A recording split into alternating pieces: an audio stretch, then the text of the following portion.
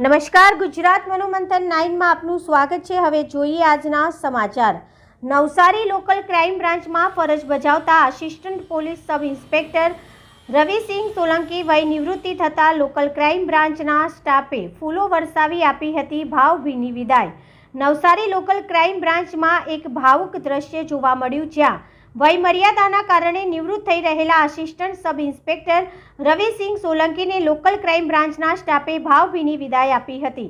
Local crime બ્રાન્ચની કચેરીમાં આયોજિત વિશેષ વિદાય સમારંભમાં police inspector, police sub inspector સહિત સમગ્ર સ્ટાફે હાજરી આપી હતી।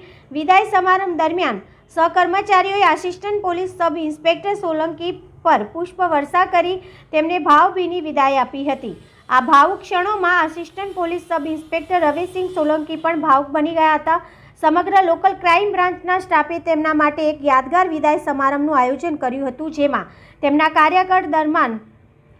કાર્યકાળ દરમિયાનના અનુભવો યાદ કરવામાં આવ્યા હતા। આ પ્રસંગે લોકલ ક્રાઇમ બ્રાન્ચના સ્ટાફ દ્વારા ભવિષ્ય માટે શુભેચ્છાઓ પાઠવી હતી।